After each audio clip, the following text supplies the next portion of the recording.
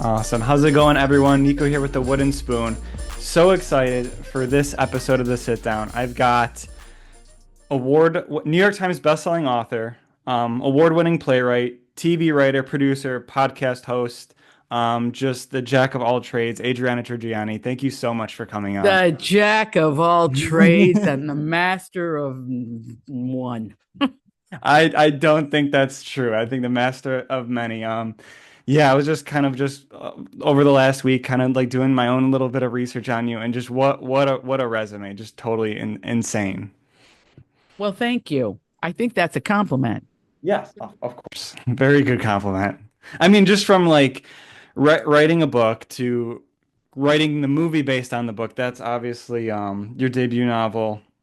Hmm. Um, I just can't find the name of it now. Wow, I just Big wrote it. Stone Gap. Big Stone Big Gap. Stone Gap. You got Yes. it. You got it. Big Stone Gap. So I guess let's just get started from the very top. Like what is like your origin story? How did you get into writing? Obviously just an incredible writer. Like what how did I'm you get from a started? big Italian, both sides, Roman Catholic family with lots of branches and cousins and aunts and uncles, some who have gone to heaven. My parents are in heaven. I grew up in Appalachia in Big Stone Gap, Virginia, which is the title of my debut novel. And I would say I call myself an Appalachian Italian American New Yorker. And in each of those descriptions comes kind of some wisdom and really has determined how I move through the world because I am so proud to be a New Yorker. I can't even tell you. But the Appalachian never leaves you, it's very essential. And of course, the Italian American is who we are, you know. Very well said. I kind of can relate. I'm actually from Niagara Falls, New York. So grew up like kind of in New York, but then I moved to New York City. So it's like two completely different, Well, Niagara Italian. Falls is where my parents, they were married at the University of Notre Dame and their honeymoon was on in Niagara Falls. Wow, very cool. Very old. That's an old school honeymoon That's spot. an old school honeymoon. Superman, Superman 2, I think, Yeah, right? put on your raincoat. Yeah, you're gonna get hit. Yeah, yeah, yeah, Yes. yeah. Oh, very cool. Yeah. So what was it like? What were like Italian growing up Italian American, I think, in Virginia versus kind of what you see in New York now? Well, um, as I mentioned, we were very close to my grandmother's. My mother's side is from the Lombardy region in the Italian Alps, so I'm Northern Italian, and on the other side, I'm from the Veneto. My grandmother Viola, and Apulia, my grandfather Trigiani, from a town called Rosetto Valfatore, and so those all play through, kind of like a musical piece of music where you have different ways of approaching things, but there's a kind of a common baseline, this Italian heritage and the immigration story. And I grew up in a home where immigrant was a word of honor. Okay. Mhm. And it should ever be so. And I think our Italian American community is looking around and realizing that there's plenty of new Italians out there from new countries with new points of view, different religions, different way of doing things, but honorable nonetheless. Mhm.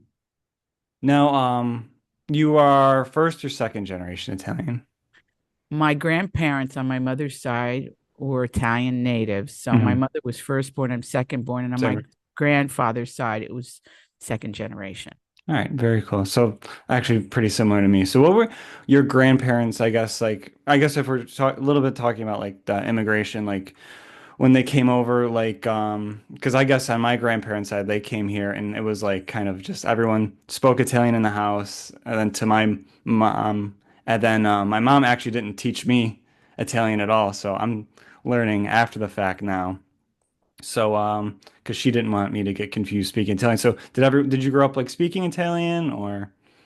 Italian was spoken in all the homes, and Italian was my mother's family's first language. Mhm. They learned English. Um, and but on my grandmother and grandfather's side, they knew English, but they were bilingual. They also spoke Italian.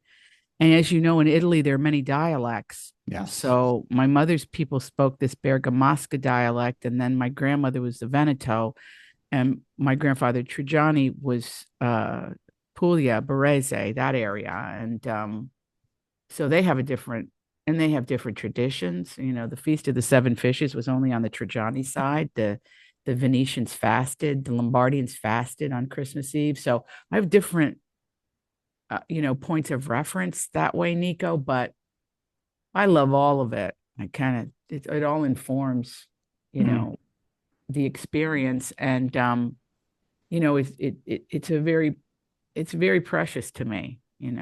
That's why I've spent 21 books writing about it. Yeah, so I I hope mean, I got 21 more in me, Nico. I don't know.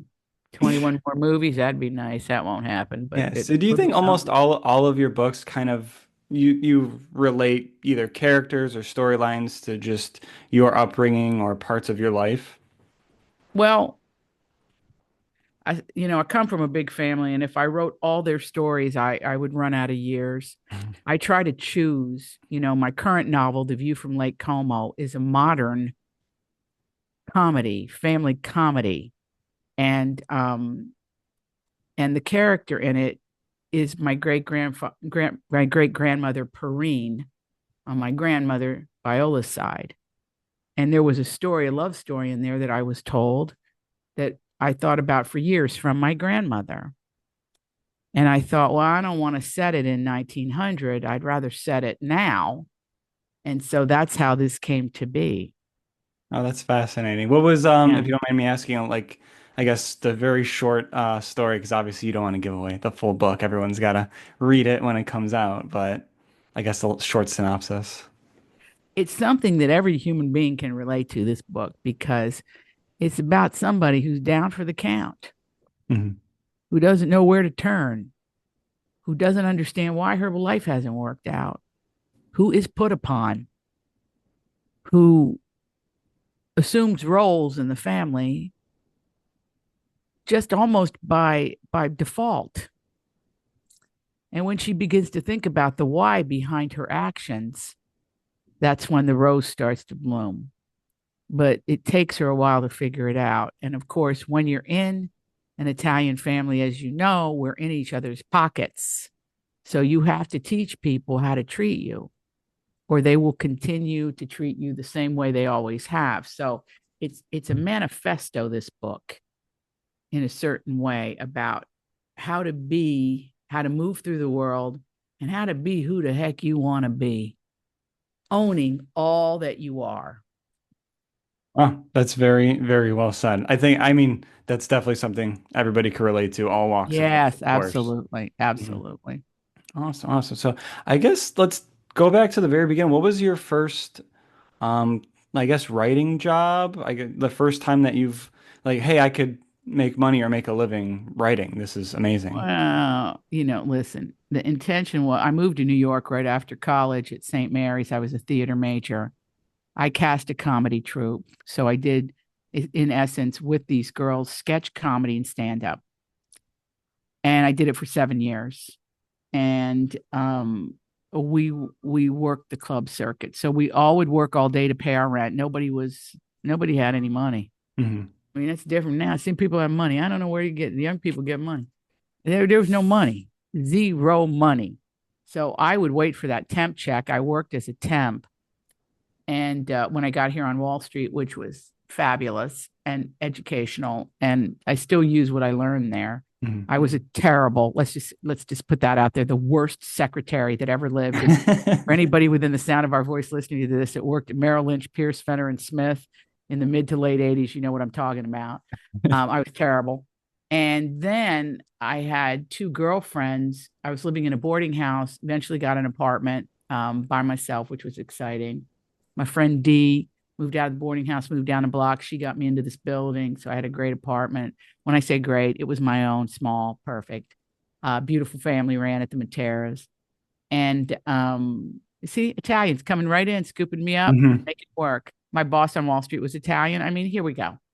So anyway, I'm just putting this all together now. I'm crocheting the blanket. Anyway, so all of that led to I was a playwright always. And I had my first job, if you're asking me, my very first job was at St. Mary's in Notre Dame when they I treated me like an adult and produced Notes from the Nile, which I wrote and directed on the main stage of Notre Dame and St. Mary's, which was a huge deal for me. I'm looking right now at the review in the South Bend Tribune, South Bend, Indiana. The big break I got, minute I got here, I formed a comedy troupe. We started working the clubs for whatever we could make. Hmm. And in 1985, I made my off Broadway debut as a writer, playwright at the Manhattan Theater Club with Camille Saviola's show. She hired me to write it called Secrets of the Lava Lamp. So that really was the first professional job. And then from there, took a few years and I was scared, nail biter, scary. But I got hired to write television pilots, a company called Ogan's Kane. And then I started writing pilots for everybody under the sun. And I got a job, a wonderful job that really informed my career. I was hired by Susan Fales Hill, who was the youngest showrunner of A Different World, the Cosby spinoff. And then I worked with Bill Persky. Then I worked with Alan Zweibel. Then I worked with Jim Henson. And I worked on the Cosby Show. And I'm sure I'm leaving out some people, Hmm. but it was wonderful. I've got, I guess, like two questions. I mean, obviously, I don't want to get into it, but Cosby's a touchy subject. But like working like alongside like the writers on the Cosby Show and Bill Cosby, like what was that experience like? Because I mean, that's like the best of the best, especially at the time. I had an incredible experience on that show, and what's come to light later, I did not see. It was a job where you're young, you're working 7 days a week, and I'm Mhm. working with the best of the best: Janet Leahy, Hugh O'Neill, Courtney Flavin, Walter Allen Bennett. I mean, just this fantastic group, small of Mhm. writers, and we did 24 episodes. So we worked, like that. Now you get like a 6 episode commitment and you're jumping up and down, but we worked like around the year and then Mhm. you'd either move on or you'd stay or whatever would happen there. So the Cosby Show was the most well-oiled machine in show business. Carsey Werner produced it. They were very solid. Um, and Mr. Cosby himself, uh, a great mentor, Mhm. a great mentor. Yeah. Yeah. Going back to, I know you said you started a sketch comedy, you're doing the stand-up circuit. Do you think if there was TikTok or Instagram Reels back in the day and you started getting going viral and making money doing content, do you think you would have stayed that path? Nico, that's a very interesting question. Never thought about it, but I'm going to answer off the top of my head. Listen, my goal is to be better every time I read a sentence. Hmm. So I like to think that wouldn't have mattered to me. I Okay. would have been in the theater, or I would have done what I did and gone on television, or I'd have directed, or I'd have done. I'm somebody that kind of makes my own meatballs. I don't Okay. buy them at the store. So I like to know what's in them. So I sort of do that. Um, but it's interesting. I think those are great tools. Hmm. They're also a little bit like winning the lottery, a little bit. Now, listen, I've had posts that for my podcast, You Are What You Read, where 2 million people weigh in. 2 million people, I wouldn't know how to reach 2 million people. In the Cosby Show, I could tell you this, or A Different World, we had 50 million people watching those shows. So Hmm. they'd see my name on national television. Now that's the biggest name recognition you could get as a writer, Absolutely. to have one of those shows or any of the shows that were on. All my contemporaries are wonderful people. Um, but I would say to you that these are all tools and it's yet to be determined. Now, isn't it interesting? I don't know. I walk the streets of New York. I don't see a lot of television screens in recycling. I think people go in and like watching a big screen still, Hmm. certainly for the movies that stream. And this will grow and change. I just read an article where Clark Gable, the great movie star of the golden age of Hollywood, said, I'll never watch television because he had come up on movies. So I'm wide open, to whatever happens. And it's your world and you'll figure it out. Awesome. Very well said. Now, I guess going into a little bit more of your career, um, Queens at the Big Time. Queens of the Big Time. Queen of the Big Time. I'm sorry, my handwriting Yeah, is no, that's atrocious. okay. It's all right. A lot So of that stuff. obviously is a story on a small town in Pennsylvania about their local feast. Now, why did you think it was important to tell that story in particular? Well, that I fictionalized two stories. Okay. Had been in Italy, and my great uncle told me a story about a priest, a young priest, who was the bad boy in town. He was sent to Rome. He went into the seminary. And then when they assigned him, they sent him back to the hometown where he'd been with half the girls in town. That's not enough for a novel, but it intrigued me. Did more digging on that. And then I married it to the idea of a woman who came up in the 1920s and by the 40s had her own factory, which is kind of my grandmother's story. She was a farm girl, Venetian farm girl. It's like a really incredible story. And so I married those two stories. And that's a lot of people's favorite. It's funny that you bring that up, Nico, because people come up to me about that book quite a bit. There's something about it. It's also somebody's at the beginning of that book, the teacher's coming into the farm to tell the parents that Nella needs to go to school and they're going to put her to work. She's going to go into a factory at the age of 14. Heavy stuff. Definitely. What do you think? What is your favorite book that you've written? Well, that's like asking your favorite child. Like currently it's The View from Lake Como because Yes. I'm delighted by it. Hmm. I love the characters in it. I got ahead of it and I gave it to some actors to read. I just I can see it dramatized. So right now it's heavy on my mind because I'm going to tour with it. But everything's in this book of our traditions, Nico. The Sunday dinner, the holidays, the progressive dinner around Lake Como in New Jersey, the feasts, the pageantry, the church. Uncle Louis in the Knights of Columbus keeps his tux in the trunk of the car with his sword and his hat and everything because you never know when somebody's going to drop dead and you have to stand vigil. I'm using his words.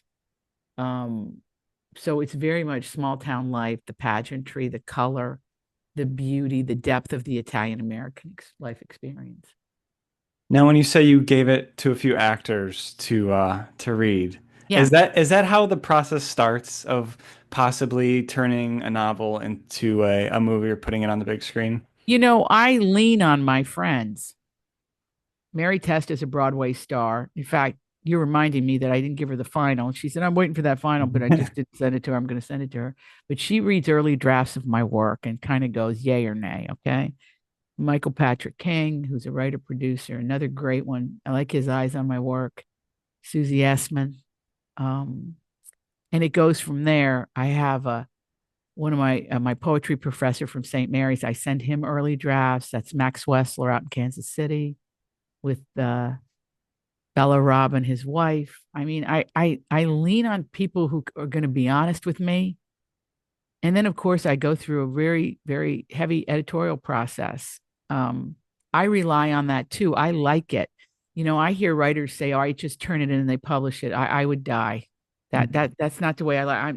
I think it comes from the way I came up working with groups, Yeah. and I like to, now listen. The lion's share, of course, you're alone in a room and you're alone with your thoughts for years when you're figuring out what the plot's going to be and who the characters are and how you see the scenes. But there's a million ways to do this, and there are no wrong, no right.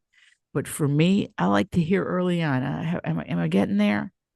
And it's so funny because my editor Maya Z very very supportive, but I don't remember the support at the beginning. I just remember the critiques. Hmm. Now, obviously, collaboration plays such a huge role, and obviously, I'm sure you take people's advice. Has there ever been a time where you're like, I don't think you're right on that critique, or like you just Of kind of course, all the time. yep. I mean, I could say it, but I don't have to agree with it. But that Mhm. strengthens your intellectual capacity, in my opinion, to be criticized.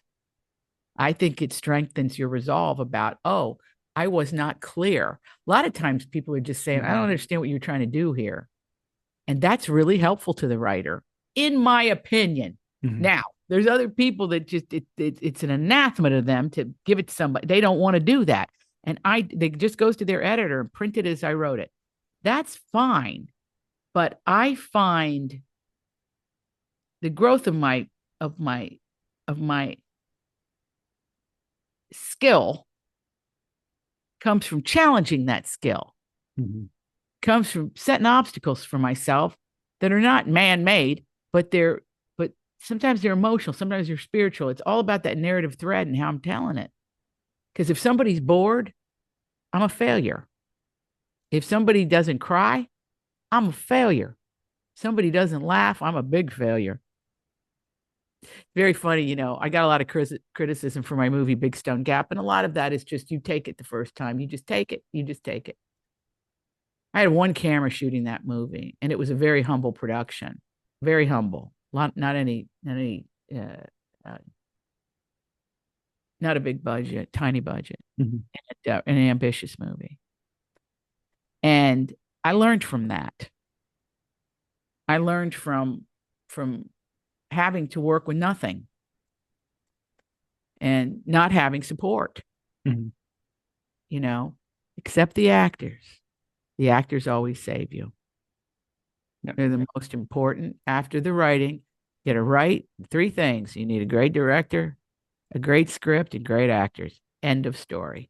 You get those three things, you're going to make a good movie. So But what? I tell you about the criticism because this man wrote a critique of my work, and he said she had me crying like a baby at the end, but he felt it wasn't real. And I just sort of chuckled and went, "If you cried, you got it, my friend, you got it." And the rest of what he said, he can line his birdcage with it. Yeah, that's is it always the critiques like something like that that sticks with you or sometimes No, I'm the worst. I remember nothing like that. I don't remember any bad news. Okay, Okay. that's it. I'm I don't know what you call that. I don't remember anything bad. Hmm. I don't know why. I just don't. I guess that's because And now if you make me remember it, I will. But I don't hold on to bad reviews and stuff. You want to know why, Nico? Here's the big news flash for your podcast. Every morning I get up and get to do what I want. And I've been able to do that for a very, very long time in my life. And I never take it for granted. I just try to build on it. that's such a great outlook because I know there's a lot of Italians or Italian Americans out there that one bad thing that's gonna stick with them till the day they die. Oh yeah, I'm certainly related to some of those people. I think we all are for sure. Yeah, I guess back to the movie Big Stone. Yeah, what's it like putting on the director's hat? Maybe not like different from the writer's hat or even directing like a play. Well, you Like got to get the going. script right, Mhm. meaning script has to be producible. Okay. You have to be able to explain on the page what this thing is going to look like, what it's going to be. Okay. So I pass muster.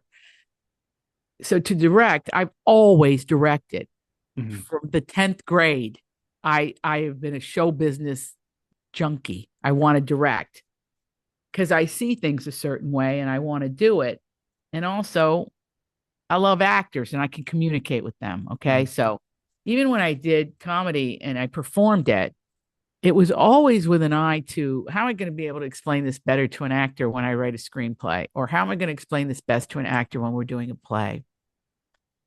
And actors, when they're great, and I have to tell you, I've worked with the greatest, they bring a bouquet to this thing that you could never imagine. And I had a scene with Patrick Wilson and Judith Ivey, two of the great actors. And by the way, both of them multi-talented. They direct too. And I had them in a scene, and the scene wasn't just quite. I thought I have the two of the greatest actors of all time on this set, and they have a tiny scene. Nope, I'm going to rewrite. I went in a corner. I rewrote it. I handed each handwritten to them. Checked in with Gene Morrissey, who's my co-producer. I said, "Read this. What do you think? Go with it." I handed it to Patrick, and he kind of made that Charlie Brown face. It wasn't rude. It was just, oh God, kind of like, oh. Judy Ivy goes in the corner. She reads it. Come back. I'm in. Got it. And then Patrick reads it, and he does the scene. I don't ask him, do you like it? Do you not like it? It's one of the best scenes in that movie, Big Stone Gap. Patrick Wilson with his mother, Judy Ivy, in a mountain kitchen. And he tells her what his life is. And it's the first time she hears it and understands it and sees her son as a man. And later, a year later, maybe, I asked Patrick, what the hell was that face? He said, I've been on, listen, this is the kind of thing I remember because this gets me through my work. He said, many times I've been on a set and been handed a new scene in the midst while the cameras were rolling. They're never good. He said, but this one was great. So that's what I go by. That's got to make it all worth it, I'm sure. Makes it all worth it. Hmm. All of it. Even the man that cried and said I was a hack. No, you said that like even like when you were young, you've been directing, you've been writing. How what was the support like from your family growing up? Because I know some Italian families, some parents they just want you to like, oh, go to college, get a good job, and not so much in the Look, creative field. look, I got everything I needed. Okay. Even I got everything I needed, including a disbelief and disdain about the profession I was choosing. But even that didn't deter me, Mhm. And I grew up when we were afraid of our dads, and the mother was the loving one. Okay. It Mhm. was Italian American model. And, I grew up in the 70s. That's when it really all happened. It's when you coalesce as a human being. And in the 80s, of course, I was young then too. Well, young in the 90s, but really young in the 80s and 70s. But I learned um, what to do and what not to do from my family. Well I said. mean, it's kind of that simple. Well Yeah. said. I And think I'm very and I'm very, very grateful. mhm. I'm really grateful at this point, Nico, that my grandparents and grandmothers, who I knew really well, because grandfathers had died, and my grandfather too, Trigiani, because I had him till I was about 8 years old, 7 or 8. They were really people of faith, but there were parts of the family that really cursed a lot, and they were bombastic and angry, and but to me that was comedy to watch somebody have a meltdown. That's probably rude of me, but um, all of that informed all of it and informed my worldview. So all of it was really important. Whether I liked it or not was not the issue. It's what weighed on me and changed me emotionally in order to be able to persist as an artist.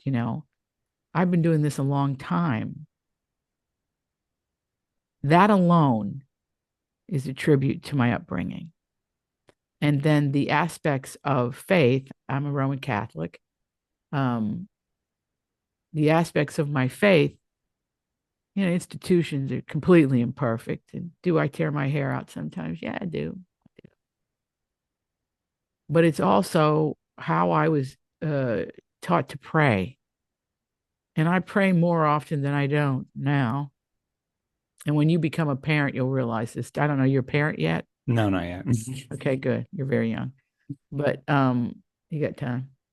But when you become a parent, you're in the dark reaching, and what's there for you is your faith. And then you lean on it. And it's a daily activity in here to lean on my faith because I get impatient. Yes, I do. And I don't like the way the world operates all the time. But I can't control that. So I have to find a way to cope with that. That's your faith. Absolutely.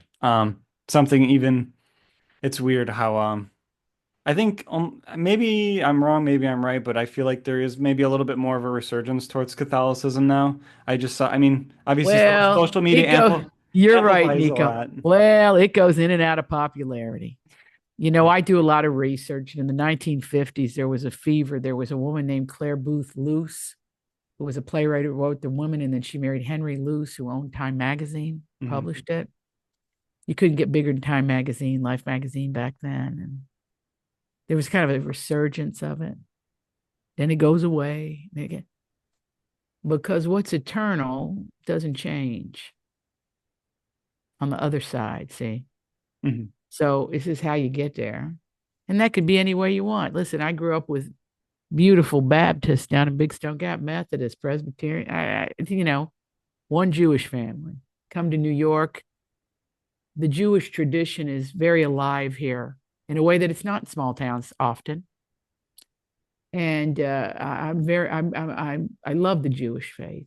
I love it. So you see where I'm going here? It's like you kind of pull from everything to keep yourself standing up. Because I get how hard life is. And you really don't have any recourse. Hmm. You gotta push.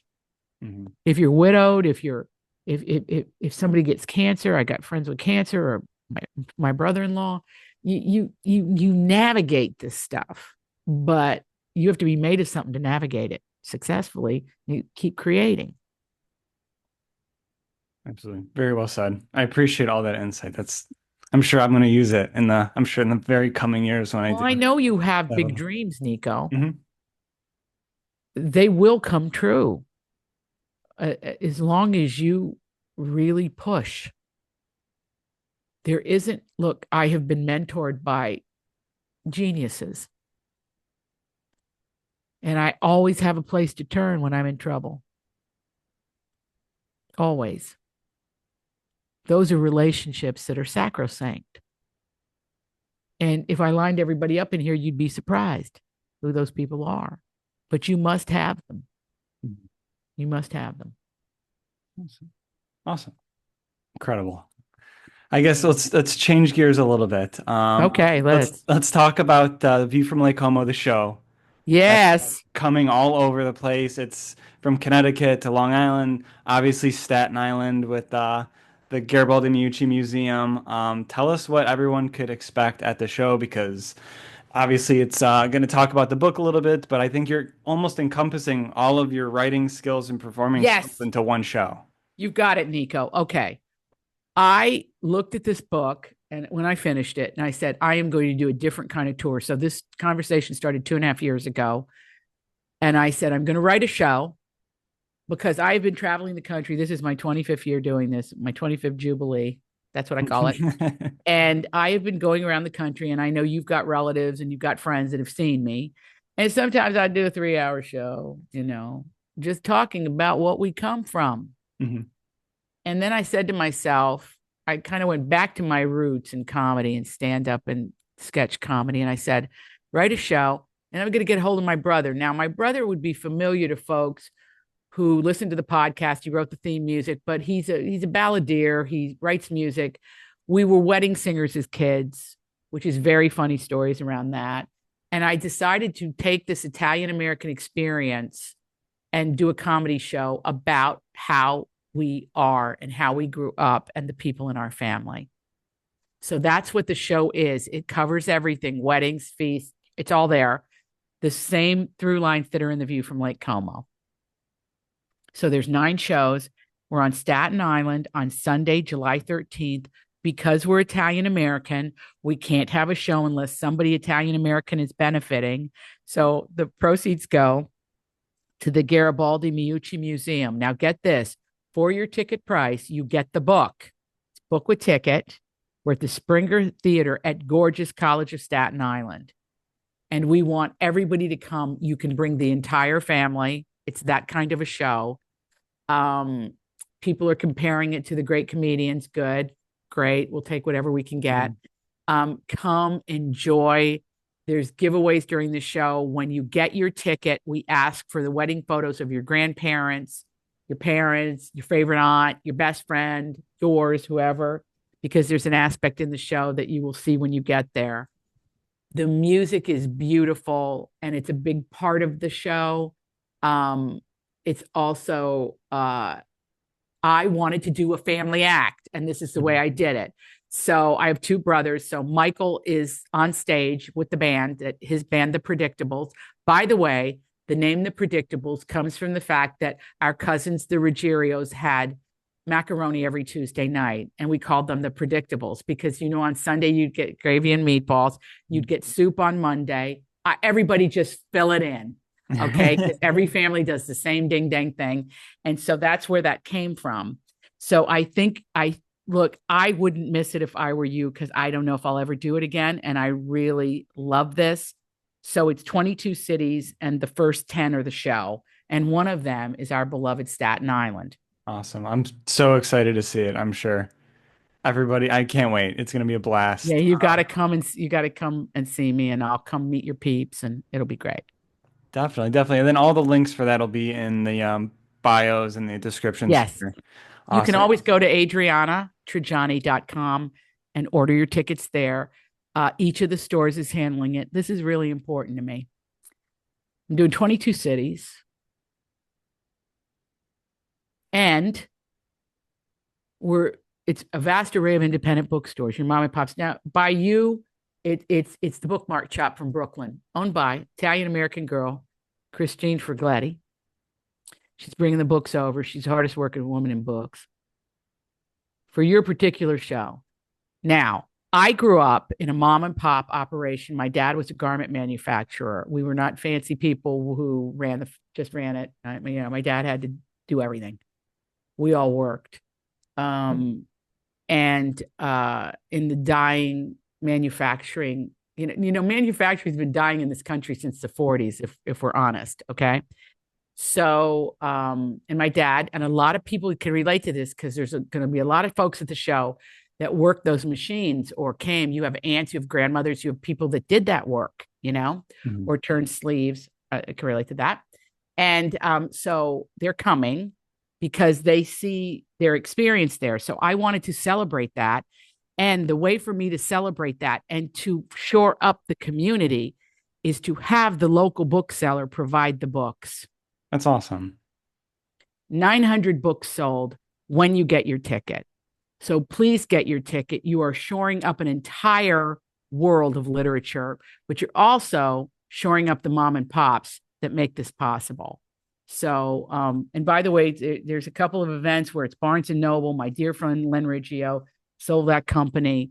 And now, of course, Barnes and Noble looks like a mom and pop because, in fact, that's exactly what it was. So, so it's a wonderful, it's on every level. And then the Garibaldi Meucci Museum is the beneficiary. Mhm. And that's your Italian American history out there, Nico. You know it well. Yes. Beautiful museum.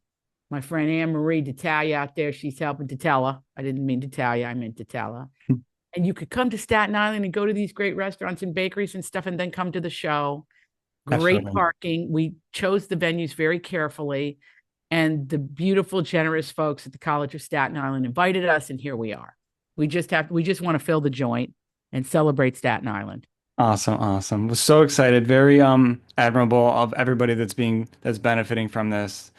An absolute class Plus, act. you're gonna laugh. Yes, Your we're Italian gonna American ASS off over there. we're gonna You're gonna laugh. love it. All right, Adrian, thank you so much for coming on. Right, one question I always ask all my authors before I get you out of here. Maybe one of yours and maybe a different book that you didn't write. What book would you always recommend to somebody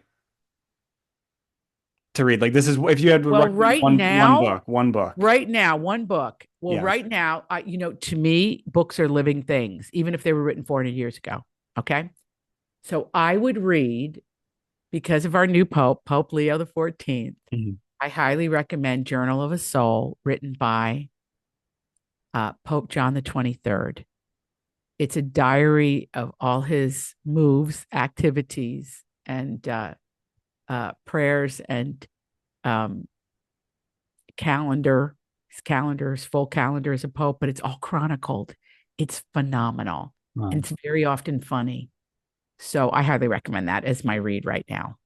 Awesome. And then if someone, you had to pitch somebody one of your books, like just read one of these books, you have to read this one book of Read yours. The View from Lake Como. It'll be the gate. It'll be the gateway to the other 20 books. Awesome. Seriously, And it that will comes be. out, You go backwards. It's and then great. the book comes out everywhere July July 8th, 8th. Tuesday, July 8th, 2025. So Oh, this is can going to be people quite a pre-order it day. now? Can people pre-order the book You could now? absolutely pre-order it wherever books are sold. Come to the show and you'll get the book. But if you can't wait till then, get the book and give it as a gift. I think books are the best gifts you can give. That's all I Absolutely. give My books my all wife the my time. wife definitely agrees to this. Yeah, she good, Yes. good. Yeah, they're She's easy to ready. wrap. They're easy to wrap. Put a bow on it. But it's pretty. Absolutely. Adriana, thank you so much for your time. I greatly Thank you, appreciate Nico. it. You're fantastic, and God bless your fabulous podcast. I loved every moment of it. Oh, thank you so much. I would love to have You're you on again in person potentially. anytime I'll be in person, but you're a terrific host. This is really hard work, and you're doing a great job. Oh, thank you so much. I really You're appreciate welcome. that. Thank you so much, True. Adriana. And everybody True. else, buy the book. Come to the shows if you're local. It's gonna be a blast. I can't wait. Fantastic. We'll see you there. Awesome. Yep. I'll see you soon, Adriana. Thank you so Okay. much. Thanks, hon. Bye bye. Bye-bye.